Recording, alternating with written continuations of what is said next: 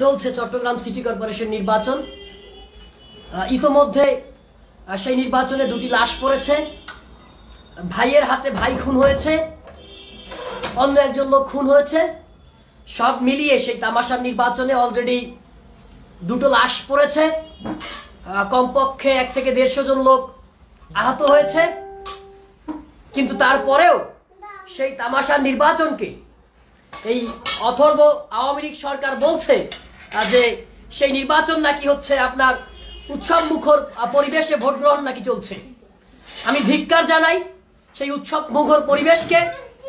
হলুদ সাংবাদিক, হলুদ মিডিয়া শিরোনাম করছে যে উৎসব মুখর পরিবেশে নির্বাচন চলছে, ভোট গ্রহণ চলছে, এবং লাইভ করছে, লাইভে এসে বলছে যে উৎসব মুখর পরিবেশে ভোট গ্রহণ চলছে।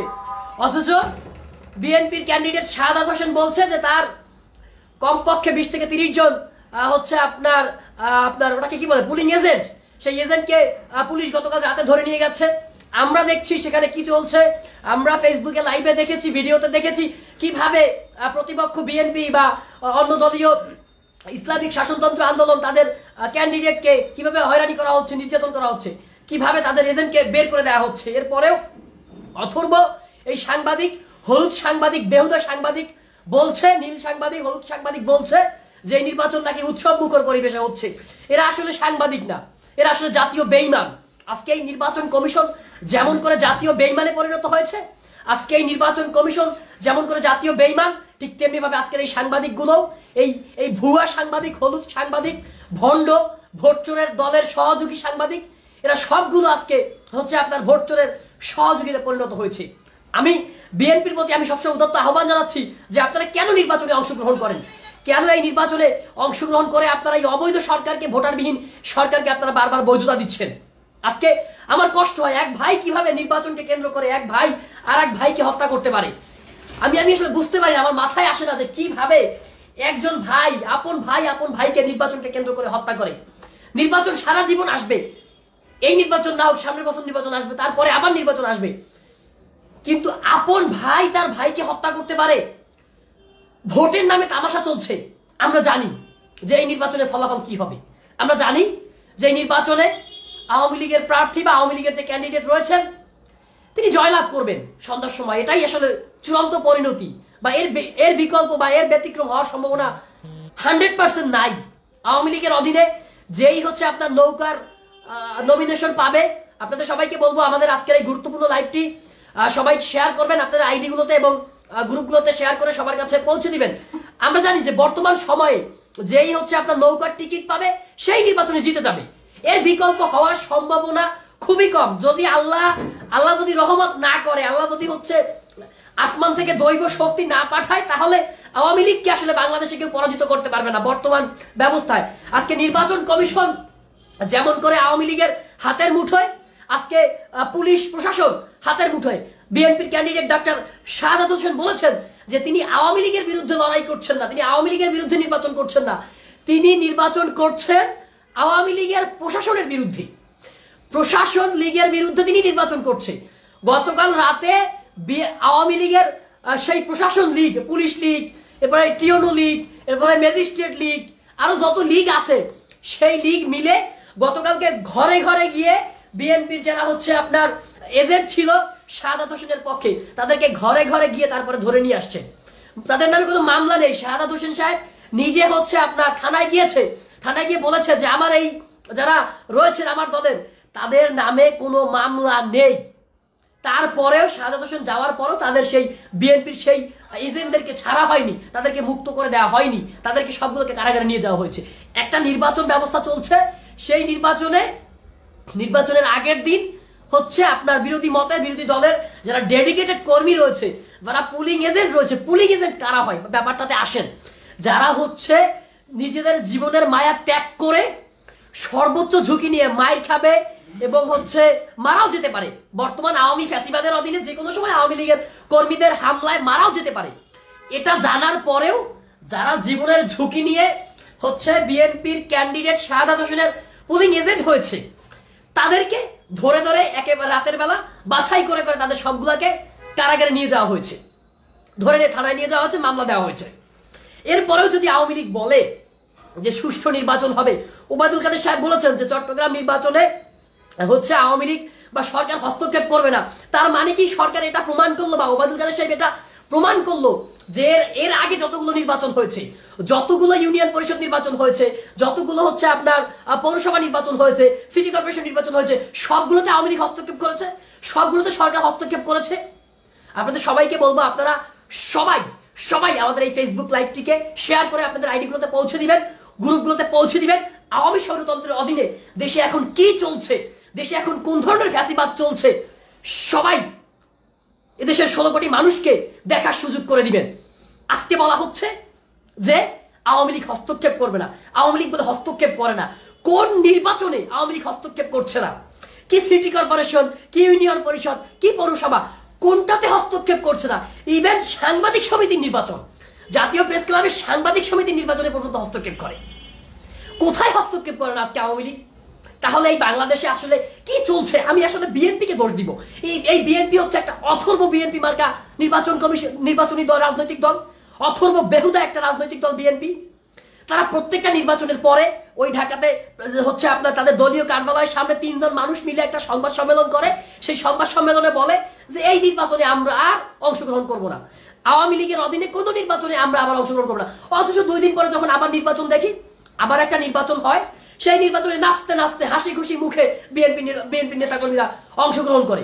কেন করে, কার বুদ্ধিতে করে, আমার কোনো মাথায় নেই। বিএনপিকে বুদ্ধি দেয়, মানে বিএনপিকে ভালো বুদ্ধি, ভালো পরামর্শ দেওয়ার মতো বুদ্ধিজীবী কি বাংলাদেশে নেই? বাংলাদেশে কি একটা লোকও নেই বিএনপি নামক এত বড় একটা রাজনৈতিক দলে যে অন্ততপক্ষে বিএনপিকে বুঝাইতে পারে, বিএনপিকে বুঝাতে পারে যে না, এই নির্বাচন কমিশনের অধীনে আর অংশগ্রহণ করা ঠিক হবে না। 2014 সালের 5 জানুয়ারি নির্বাচনের প্রেক্ষাপটে তারা অংশগ্রহণ না করে ভুল করেছিল।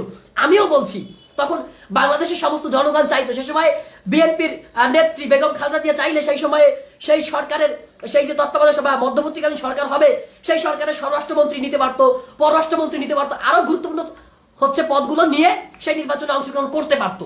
কিন্তু সেই টিকিট বিএনপি ফেল করেছে। এখন সেই 14 সালে বিএনপি নির্বাচনে অংশগ্রহণ করে না দেখে ভুল করেছে, আবার আজকে 2018-20 সালে বা 21 সালে এসে নির্বাচনে অংশগ্রহণ না করে ভুল করছে। এই 2 তত্ত্ব আপনারা মিলালে ভুল করবেন। 14 সালে নির্বাচনে অংশগ্রহণ করা উচিত ছিল, কিন্তু আজকে 21 সালের প্রেক্ষাপটে এসে কোনোভাবেই নির্বাচনে অংশগ্রহণ করা উচিত নয়। 14 সালের মশলা বা 14 সালের হচ্ছে আপনার সেই সময়কার কথাবার্তা যদি আপনি আজকে 2021 সালে এসে বলেন, তাহলে বিএনপি ভুল করবে। বিএনপি 1993 সালে মাগুরার একটি নির্বাচনে ভোট চুরি করেছিল, ভোট ডাকাতি করেছিল। সেই নির্বাচনের প্রেক্ষাপটে বিএনপির বিরুদ্ধে আওয়ামী লীগ, জাতীয় পার্টি, জামাত, যাদেরকে আওয়ামী লীগ আজকে বড় বড় গল্প করে বলে যে জামাত স্বাধীনতা বিরোধী, পাকিস্তানের দোসর, আল বদর আল শামসের দল, অমুক দল তমুক দল, জামাতকে কত কিছু বলে, সেই জামাতকে সাথে নিয়ে আওয়ামী লীগ সরকার 1993 সালের সেই তত্ত্বাবধায়ক সরকারের যে আন্দোলন হয়েছে সেই আন্দোলন করেছে। আজকে জামাত খারাপ হয়ে গেছে, আজকে বিএনপি খারাপ, সবাই খারাপ। অথচ আজকে আওয়ামী লীগের বিরুদ্ধে বিএনপি সেই জামাতকেও সাথে নিয়ে আন্দোলন করতে পারে না। বিএনপি হচ্ছে বাম প্রগতিশীল যে রাজনৈতিক দলগুলো আছে তাদেরকে নিয়েও আন্দোলন করতে পারে না। কিংবা আমরা যে নতুন ধারার রাজনীতির কথা বলি, ছাত্র সংগঠন বলি, বা আমরা আমাদের জায়গা থেকে যতটুকু কথা বলি, আমাদেরকেও তাদের কাছে জানতে পারছে না। তাহলে এই প্রেক্ষাপটে বিএনপির মতো একটা অত বড় রাজনৈতিক দল, তারা যদি জনগণকে কাছে জানতে না পারে, তারা যদি সমস্ত রাজনৈতিক দলগুলোকে কাছে জানতে না পারে, তাহলে বাংলাদেশের মানুষ এই বিএনপির কাছ থেকে কি প্রত্যাশা করে? এই বিএনপি বাংলাদেশের মানুষকে কিভাবে গণতন্ত্র উপহার দেবে? এই বিএনপি বাংলাদেশের মানুষকে কিভাবে একটি জনগণের সরকার ব্যবস্থা উপহার দিবে?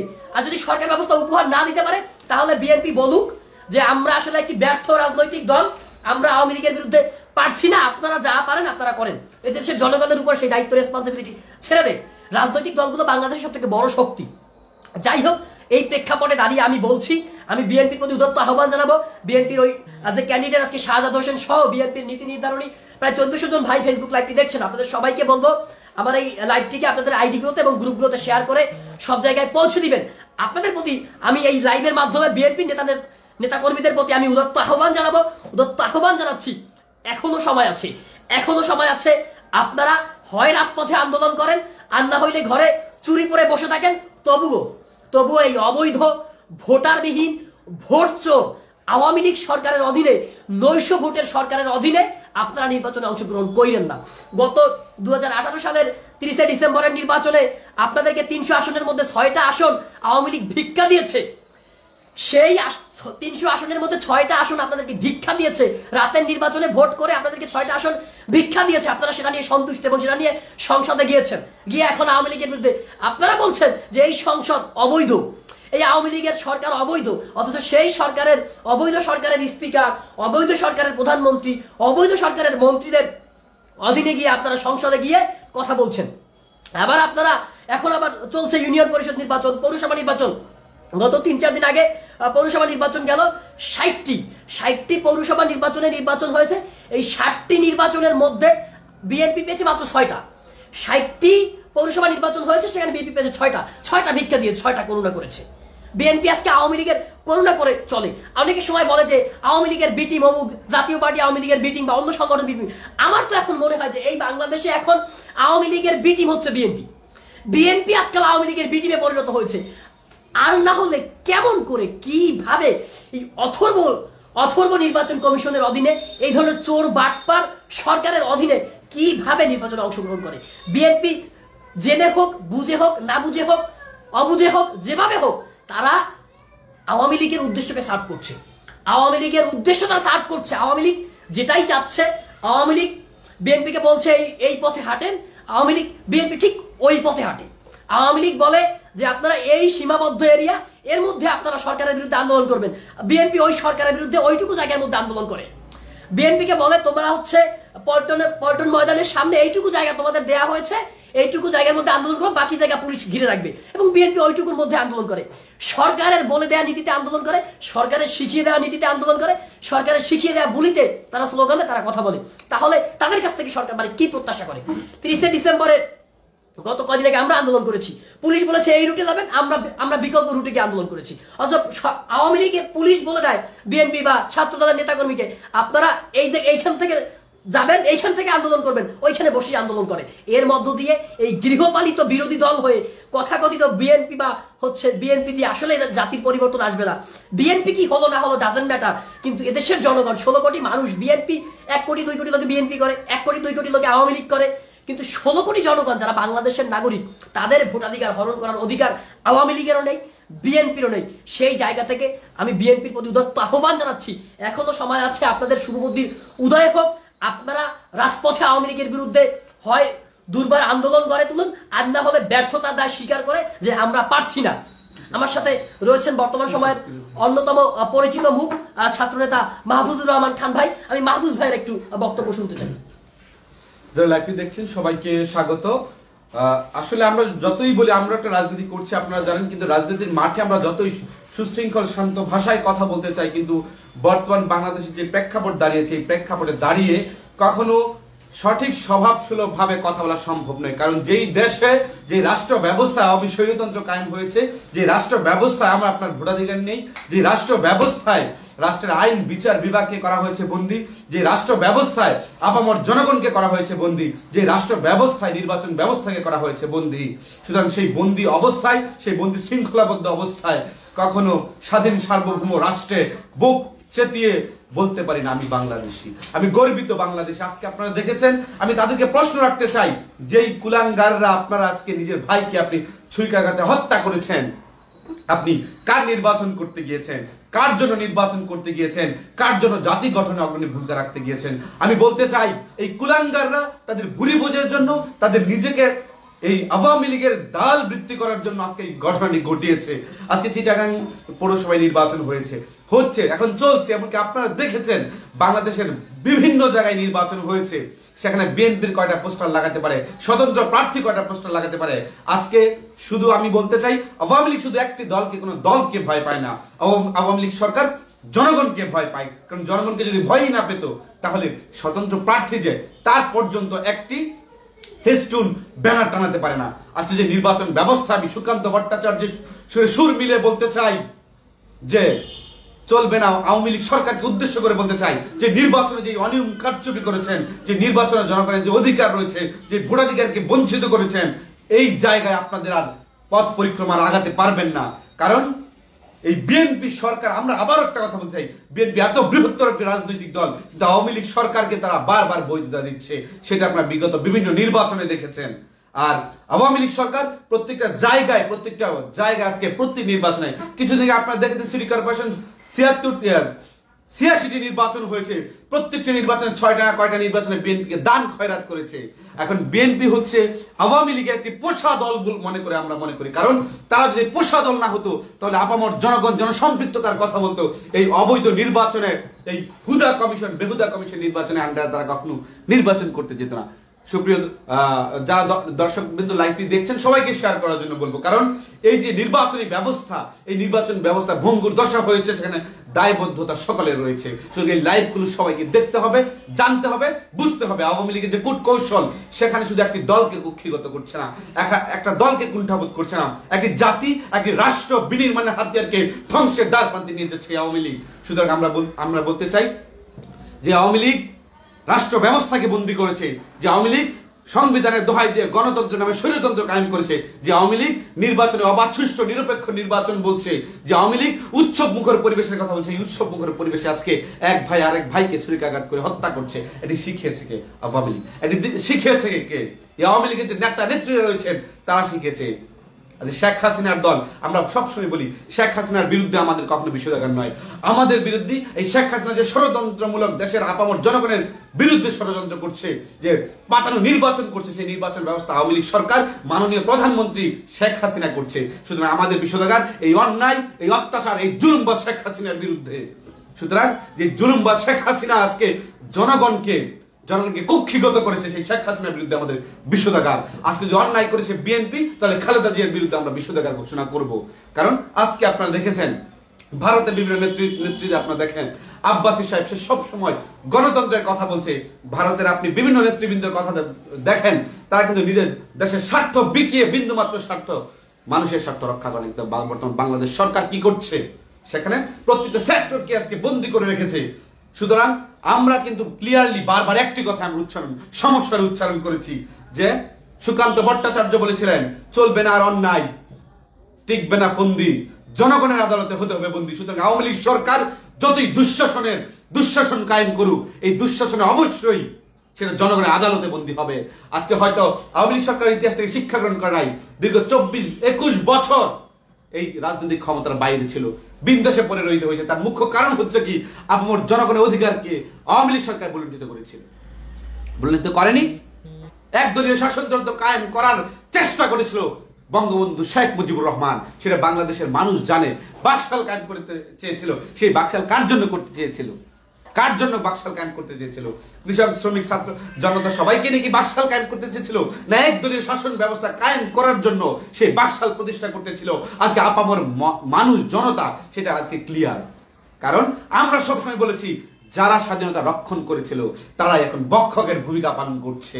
এবং আপামর জনগণ সেই 52 সালে ভাষা আন্দোলন থেকে ধরে প্রত্যেকটা মুভমেন্টে কিন্তু যারা রক্ষণ করেছে, যতদিন তারা রক্ষা করেছিল ততদিন তাদের পৃষ্ঠপোষক ছিল। যখনই তারা বক্ষকের ভূমিকা পালন করেছে, তখন ঐক্যবদ্ধ হয়ে এই প্রত্যেকটা, আপনি 66 6 দফা বলেন, 69 গণঅভ্যুত্থানের কথা বলেন, 71 মহান মুক্তিযুদ্ধের কথা বলেন, প্রত্যেক জায়গায় সেই স্বৈরতন্ত্রের বিরুদ্ধে কথা বলে আপামর ছাত্র, যুবক, এমনকি কৃষক, শ্রমিক সবাই ঐক্যবদ্ধ হয়ে একই প্রচেষ্টায় কিন্তু সেই সরকারকে বলুণ্ঠিত করেছিল।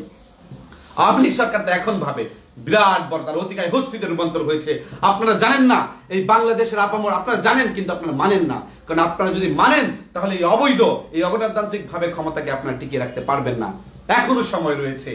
আমরা আমাদের ডাকসুর বিপিনুল হক বসুন সবাই অনেকবার বলে এখনো সেফ এক্সিটের সুযোগ রয়েছে, কিন্তু আপামর জনগণ যখন আপনাদেরকে ধরবে তখন কিন্তু আপনারা পালাবার বিন্দুমাত্র রাস্তা পাবেন না।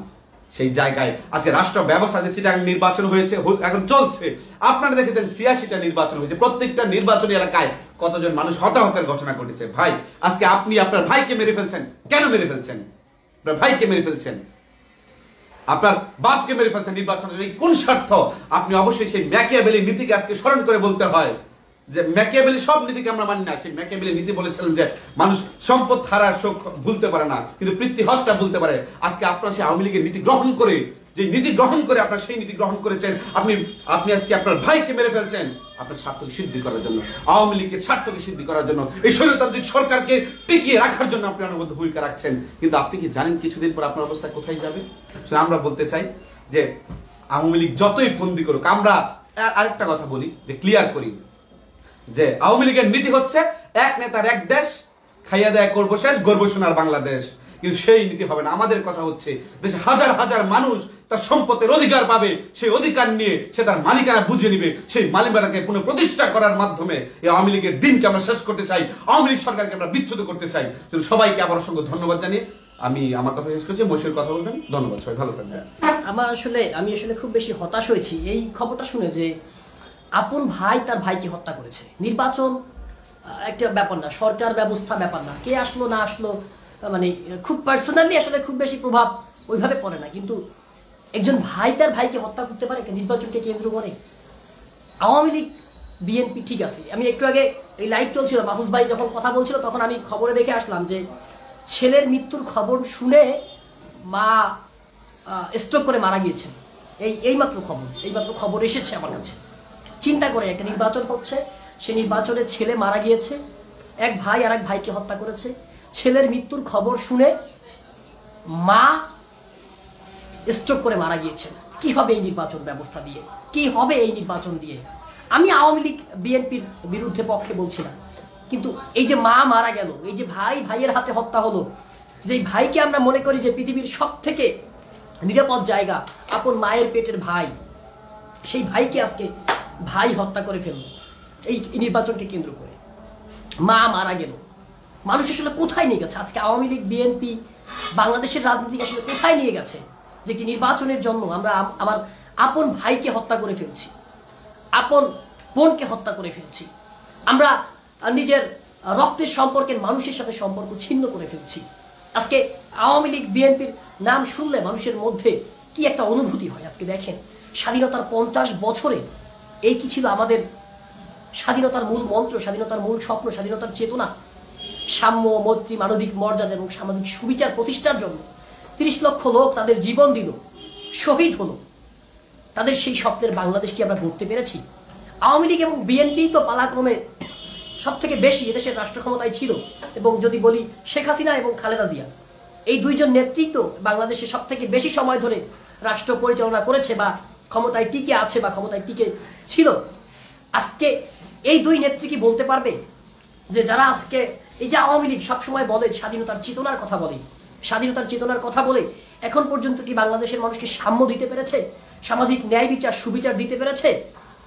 এই কথা আজকে বলা যাবে না। যাই হোক, আপনাদের কাছে বলতে চাই, এখনো আমরা আমাদের স্বাধীনতার সেই প্রকৃত স্বপ্ন, প্রকৃত চেতনা এখনো অর্জন করতে পারিনি। এখন পর্যন্ত আমরা একটি গণতান্ত্রিক সিস্টেম ডেভেলপ করতে পারিনি। গতকালকে ভারতের প্রজাতন্ত্র দিবস গিয়েছে, সেই প্রজাতন্ত্র দিবসে আমরা দেখেছি ভারতের নির্বাচন ব্যবস্থা কত সুন্দর, ভারতের বিচার ব্যবস্থা কত সুন্দর, ভারতের সুপ্রিম কোর্ট সরকার বা নরেন্দ্র মোদী সরকারের হুকুম উপেক্ষা করে কৃষকদের পক্ষে রায় দিয়েছে, অনির্দিষ্টকালের জন্য কৃষি আইন স্থগিত করেছে। বাংলাদেশের হাইকোর্ট বা সুপ্রিম কোর্টের কি সেই ক্ষমতা আছে? বাংলাদেশের নির্বাচন ব্যবস্থা কি সেই ক্ষমতা আছে? যাই হোক, সকলের শুভবুদ্ধির উদয় হোক। আমরা চাই পরবর্তী প্রজন্ম যারা বাংলাদেশে আসবে, যারা বাংলাদেশে বসবাস করবে, তারা এমন একটা বাংলাদেশ পাক, আমরা এমন একটা বাংলাদেশে বসবাস করি যেই বাংলাদেশটি হবে সুন্দর, যেই বাংলাদেশে সুন্দর বিচার ব্যবস্থা থাকবে, সুন্দর নির্বাচন ব্যবস্থা থাকবে, সুন্দর কাঠামো থাকবে, স্ট্রাকচার থাকবে, যাতে করে প্রত্যেক 5 বছর পরে এই নির্বাচনে আর কোনো মায়ের লাশ না পড়ে, আর কোনো ভাইয়ের লাশ না পড়ে, আর কোনো বোনের লাশ না পড়ে, ভোটের জন্য কাউকে জীবন দিতে না হয়, যাতে করে কোনো বাবাকে তার ন্যায় বিচার পাওয়ার জন্য হাইকোর্টের বারান্দায় দৌড়াদৌড়ি করতে না হয়, আদালতের বারান্দায় দৌড়াদৌড়ি করতে না হয়। আমরা চাই, এটাই আসলে এটাই ছিল আমাদের মূল লক্ষ্য, স্বাধীনতার প্রকৃত স্বপ্ন। সেই জায়গা থেকে স্বাধীনতার সেই প্রকৃত স্বপ্নকে বাস্তবায়ন করার জন্য আওয়ামী লীগ বিএনপি সহ বাংলাদেশের 16 কোটি মানুষ ন্যায়, সত্য এবং আদর্শের পথে ফিরে আসবেন এবং সত্য কথা বলবেন, এই প্রত্যাশায় আজকের এই ফেসবুক লাইভটি এখানেই শেষ করছি। সকলকে ধন্যবাদ। আবারও বলছি, চট্টগ্রাম সিটি কর্পোরেশনের নামে, নির্বাচনের নামে এতগুলো লাশ ফালানোর দরকার ছিল না একজন ভাইয়ের হাতে ভাইকে হত্যা করার। দরকার ছিল না সন্তানের মৃত্যুর খবর শুনে মা মৃত্যুবরণ করার। যাই হোক, সকলে ভালো থাকবেন, সুস্থ থাকবেন, নিরাপদে থাকবেন। অবশ্যই এই আওয়ামী সন্ত্রাসী ফ্যাসিবাদের বিরুদ্ধে লড়াই সংগ্রাম গড়ে তুলবেন, রক্ত দিয়ে নয়, ভালোবাসা দিয়ে বিশ্বকে জয় করতে চাই। ধন্যবাদ সবাইকে।